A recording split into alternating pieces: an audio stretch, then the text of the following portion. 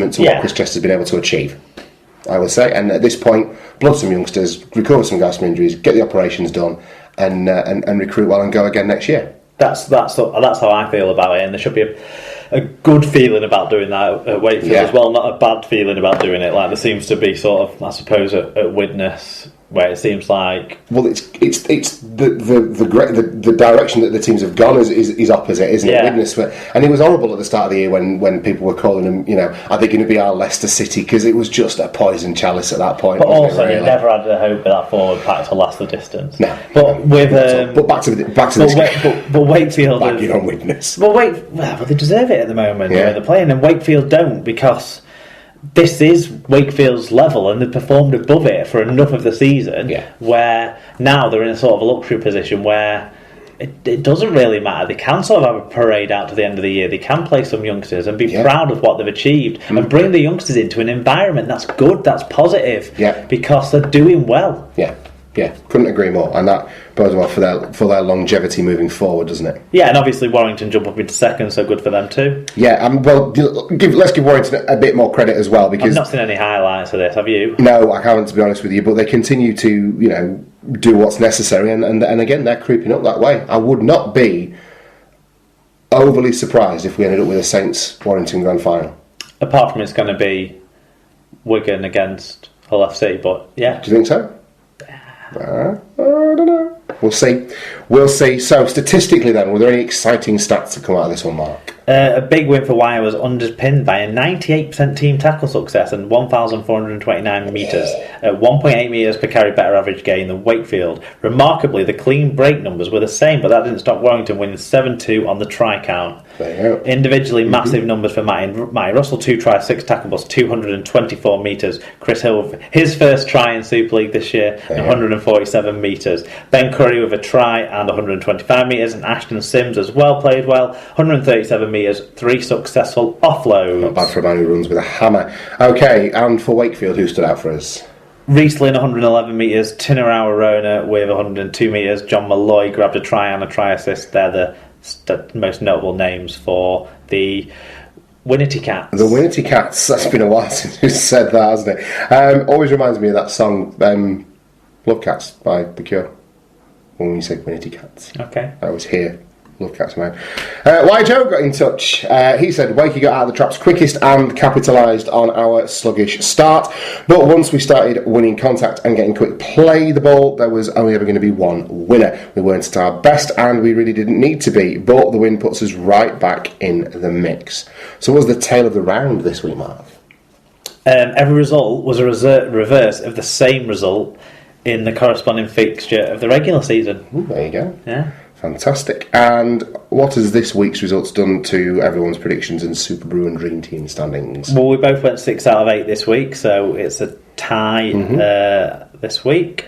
Big week for Dargana in Super Brew. He wears a yellow cap and extends his lead at the top of the table. The wooden spoon was shared out quite widely. Lots of people maybe have given up, or I don't know, went for some punts in the dark and bit of windmilling. Didn't come off. There you go. Congratulations, Dan. That's an impressive week. And Dream Team. Alan Bagley. Should we just not tell people how things are going in the Dream Team unless Alan drops off top spot? Well, he's not going to. But Liam Reddington in third place had the best weekly score, 694 from our RL Bet Stats friend. Fantastic. Okay, let's take a look now then at some results from elsewhere in the world of Rugby League.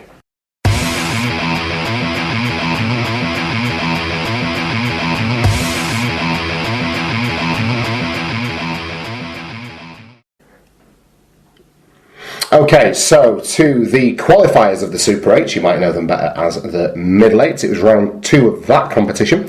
First game of the weekend saw Leeds Rhinos narrowly defeat Hull KR by 22 points to 18, Mark.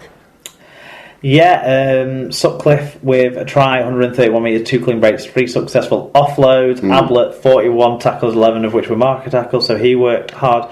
James Seguiara was crucial, 2 tries, 2 clean breaks. His tries really sealed the deal in what was a close game. James Greenwood for Hull KR is playing really well. A try, 127 metres, 3 successful offloads for him. He's, going into really good form, you've got to say. And then Walker with 106 metres as well. He's had a pretty decent season, hasn't he, there? But Hull KR just not able to do enough. Leeds held on. It seemed like it was a attritional game. Fair play. The Hodge got in touch with us. All right, Dom. He says, top of the league, asterisk, technically. No, yeah, top of that league. John Hamilton said, another win and another try for Callum Watkins. Regretting cashing out my Man of Steel bet now. I think you're probably all right, John. Cole Render, he brings up one of our new favourite new players. Dane Tilse, player watch. Decent in the first 20 and a cameo appearance for 10 minutes of the second half. I can see why he doesn't do well in the stats. He doesn't really do anything outstanding. Do you know what? Dane Tilse does okay on the metre numbers. It's just he can't score tries, he can't set up. He's right, he doesn't do anything outstanding. No. There's not amazing pieces of skill out of the beanpole. Yeah, exactly. And final word on this one will go to Rich Wilkinson. He says, now then, lads, it wasn't... No, he doesn't really, but he tends to. He says, it wasn't pretty, but a win is a win. I'm not calling ref's fault, but perhaps if the 5-13 penalty count was reversed, we would have been a lot further in front. Perhaps if your team didn't give away so many penalties, Rick. Yeah, there you go.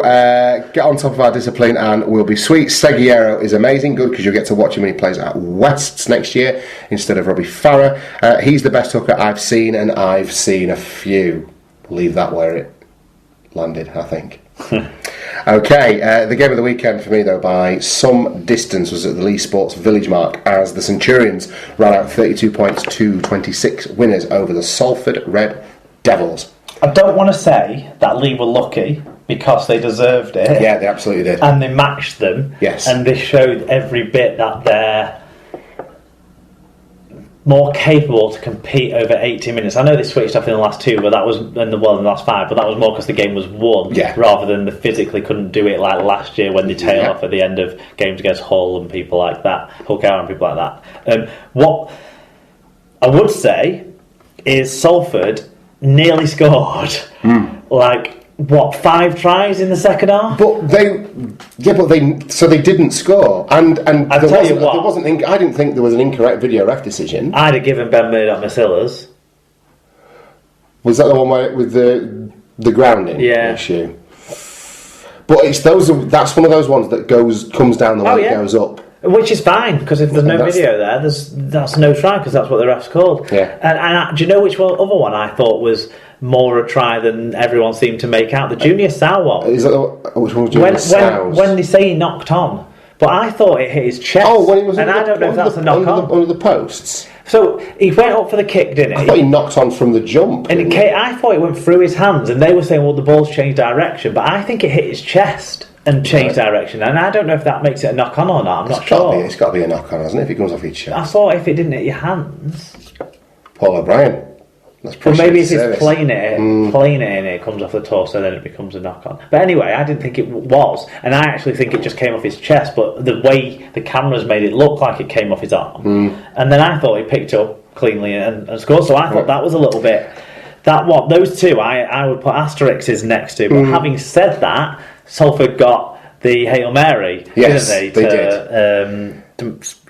Yeah, it was American football, that forward pass. It was great play from Junior South to get into position, forward. But then the pass was, brilliant. And I rate Junior South. Let me say this much about Lee Centurions: I fucking hate Lee Centurions. Right? They irritate. It's nothing to do with the ball. Good luck to them. I hope they get promoted, because I'd like to see this new system be deemed a success in some way, and I don't begrudge them anything in terms of, because the ball's nowhere near them, so it's nothing to do with that. But I dislike them as a group of players, right? From pretty much 1 to 13, and then some of the bench when they stepped out on the field, I'm going, I don't like you, I don't like you, I don't like you, I don't like you. And there's Jamie Acton in there, who I don't like, who I think is just a bit of a thug. And don't get me started on Gazok. The one I let off, and it's only because they gave us his lovely story about his charity work, is your man Weston, who also looks like a bit of a dick, to be honest, and Rigid. I'll let Rigid off, but McNally I don't like. Hansen. And Harrison, blow hot and cold on Harrison Hansen. Rennie Maitua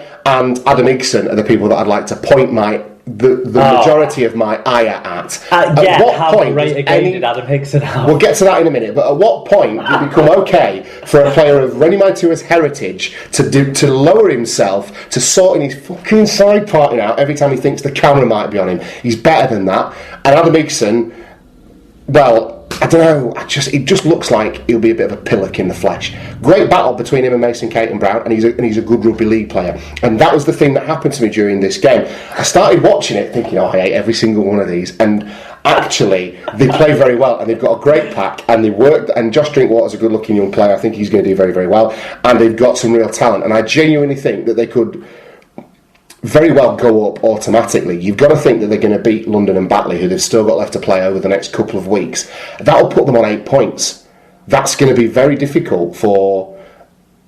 I think they're in with a good shout. I think they're in with a really good chance of getting up automatically. Oh yeah, definitely. Which is going to put a Super League team down. Basically, they have to beat Huddersfield. Yeah.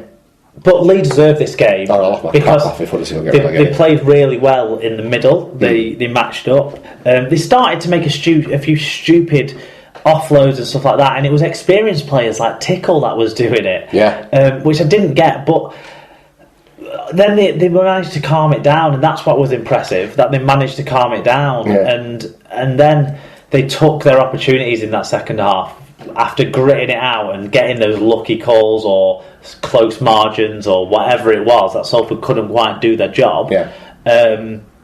They gutted that out, and then they hit when they had the opportunity. So every credit to Lee for this one, and I think it's shown that they're more than just this is a good championship side this year. There is a seriousness to that side now. It's not just full of bluster and bullshit. Absolutely, there's a seriousness. And fair play. And let's not take away from the fact that they were playing a middle-aged team asterisk. In that, if it hadn't been for poor administration, Salford wouldn't even be in this part of the competition this time around, would they? They'd be in the middle eights. They'd be in the Super Eights. So they've achieved this victory over a team that... I was disappointed with Meat Fellatio. Meat Fellatio did not really do much. I've often been left disappointed by Meat Fellatio, to be honest with you. And similarly, Luke Burgess as well. I think Luke Burgess was pretty solid, actually. I think you perhaps just expect more from him, given that he's been playing in the NRL and what have you. But no, credit to Lee. They were good value for it. And like I say, if they're going to go up, let's send Huddersfield down, because I'll laugh my head off at that.